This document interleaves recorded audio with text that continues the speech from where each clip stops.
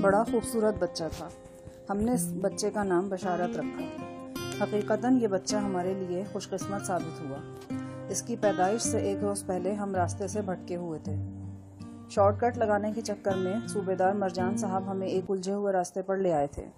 تاہم اس روز ہمیں وہ مین روڈ نظر آ گئی جو چند آبی نالوں سے گزرنے کے بعد پارا چنار جا نکلتی تھی۔ پارا چنار پہنچتے ہی ہم پانچوں، یعنی میں، ایس پی برکت، نجو، نبیلہ اور منا نامی وہ بچہ دوسرے لوگوں سے علیحدہ ہو گئے۔ پارا چنار میں ہمارا قیام لیوی کے ایک نائب صوبیدار کی رہائش گاہ پر تھا۔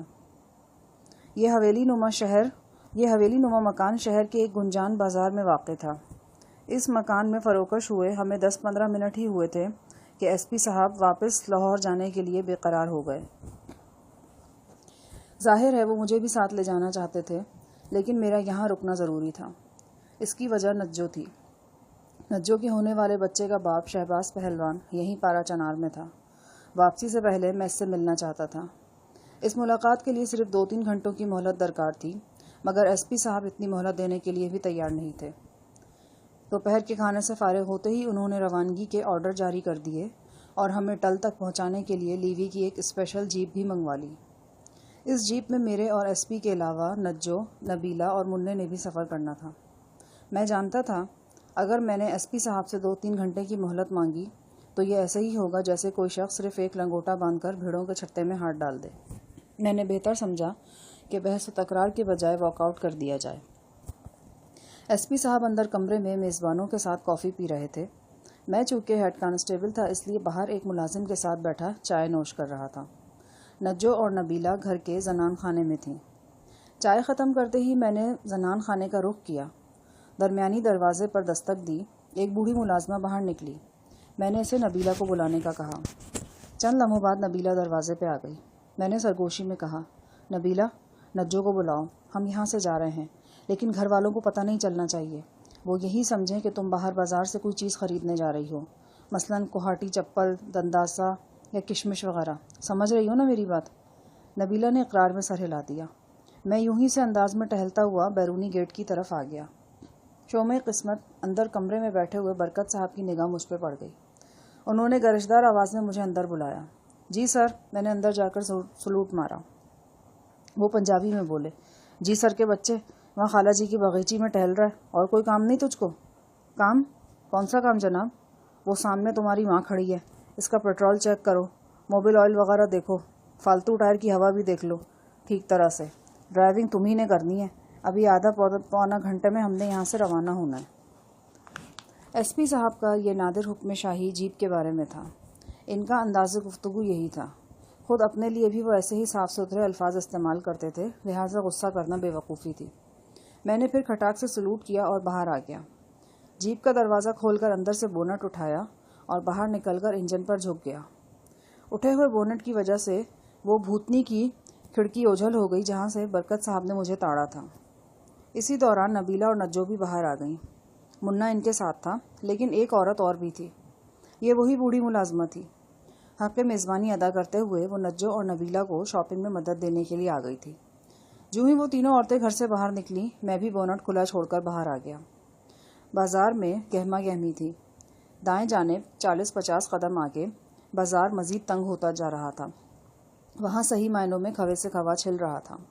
میں اب پابندوں والا لباس اتار کر عام شلوار قمیص پہن چکا تھا۔ قمیص پر سیاہ جیکٹ تھی اور سر پر گول گرم ٹوپی۔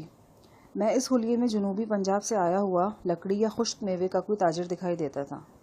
سب مشین گن لیوی والوں نے واپس لے لی تھی۔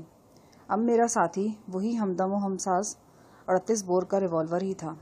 میں نے اسے جیکٹ کی دائیں جیب میں رکھا ہوا تھا۔ بائیں جیب میں ایک ہاتھ ڈال لیا، اس لیے دونوں طرف کا ابھار برابر ہو گیا۔ بڑھیا جونک کی طرح نبیلہ اور نجو سے چمٹی ہوئی تھی۔ میں فوراً اس سے پیچھا چھڑانے کی ترکیب سوچ ہی رہا تھا کہ وہ از خود ایک طرف چلی گئی۔ جیسا کہ بعد میں پتہ چلا، اسے نبیلہ نے کھسکنے پر مجبور کیا۔ کیسے؟ یہ نبیلہ یا نجو نے نہیں بتایا۔ میرا خیال ہے نبیلہ نے اسے عورتوں کے استعمال کا مخصوص زیر جامہ لانے کے لیے بھیج دیا تھا۔ ظاہر ہے ایسی چیزیں ہر دکان سے دستیاب نہیں ہو جاتی۔ جب تک بڑھیا واپس آتی، ہم کئی گلیاں کراس کر کے قصبے کے وسطی علاقے میں پہنچ چکے تھے۔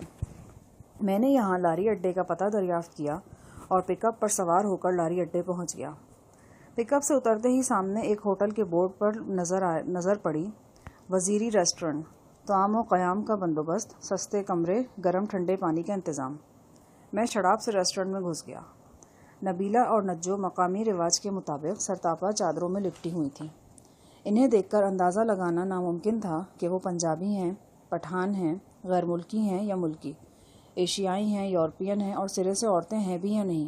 صرف مجھے اور بچے کو دیکھ کر ہی اندازہ ہوتا تھا کہ ہم پنجاب سے آئے ہیں۔ ہوٹل کے بوسیدہ کاؤنٹر کے پیچھے ایک ادھیڑ عمر وزیرستانی براجمان تھا۔ وہ ٹوٹی پھوٹی اردو بول لیتا تھا۔ میں نے اس سے 3 بستروں کا ایک کمرہ طلب کیا۔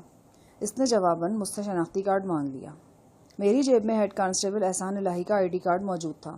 میں نے نکال کر سامنے رکھ دیا۔ اس کارڈ نے جادو کی چھڑی کا کام کیا۔ ہوٹل والے نے بغیر پوچھ تاچھ، مول تول اور لکھت پڑھت کے کمرے کی چابی ہمارے حوالے کر دی۔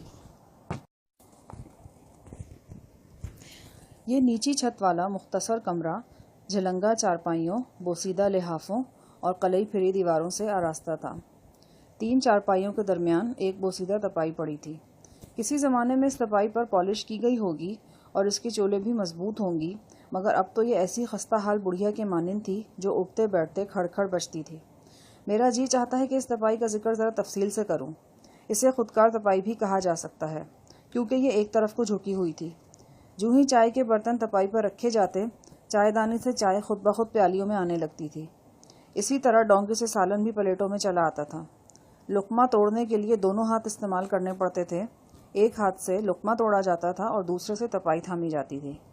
جہاں کسی نے اس اصول کی خلاف ورزی کی، تپائی فوراً ناراض ہو گئی اور جوڈو کراٹے کا ایسا پینترا بدلا کہ اوپر رکھی ہوئی ہر شے تہ و بالا کر دی۔ وزیری ہوٹل کی وہ یادگار تپائی اب بھی میرے ذہن میں ہے، اور اس کی یاد آتے ہی کئی لطیفے خود بخود ذہن کو گدگدانے لگتے ہیں۔ اس تپائی نے ہمارے 4 روزہ قیام کے دوران جو آخری کارنامہ انجام دیا وہ یہ تھا کہ ہمارے ایک مہمان نے اس تپائی پر تشریف رکھنے کی حماقت کی، اور تپائی نے اس کی تشریف پر ایسی خوچنکا چٹکی کاٹی کہ وہ کئی روز بلبلاتا رہا۔ اس مہمان کا ذکر آگے آئے گا۔ نجو، نبیلہ اور منّے کو ہوٹل میں سیٹ کر کے میں شہباز پہلوان کی تلاش میں نکل کھڑا ہوا۔ اب شام کے سائے پھیل رہے تھے اور سردی میں خاطر خواہ اضافہ ہو گیا تھا۔ میں نے باہر نکلنے سے پہلے ایک بڑے کمبل کی بکل ماری۔ اس بکل نے جہاں مجھے سردی سے محفوظ رکھا، وہاں میری شناخت کو بھی دھندلا دیا۔ لاری اڈے کی طرف جاتے ہوئے میں ایس پی صاحب کے بارے میں سوچ رہا تھا۔ ان کی حالت کا تصور کرنا میرے لیے مشکل نہیں تھا۔ اگر میں اس وقت ان کے سامنے ہوتا تو وہ یقیناً دفعہ 203 میں اندر ہو جاتے۔ تیسری یا چوتھی مرتبہ میں انہیں اس طرح بغیر بتائے موقع سے غائب ہوا تھا، اور ایسے وقت میں غائب ہوا تھا جب وہ میری غیر حاضری کسی طرح افورڈ نہیں کر سکتے تھے۔ میں نے تصور میں انہیں دانت کچکچاتے اور سر کے بال نوچتے دیکھا۔ مجھے معلوم نہیں تھا کہ وہ مجھے لیے بغیر ٹل کے لیے روانہ ہو چکے ہیں یا ابھی میرا انتظار کر رہے ہیں۔ بہرحال آنکھ اوجھل پہاڑ اوجھل، وہ جس حال میں بھی تھے میرے سامنے تو نہیں تھے۔ لاری اڈے پہنچ کر میں نے تکہ فروش رحمان زئی کا کھوج لگانا شروع کیا۔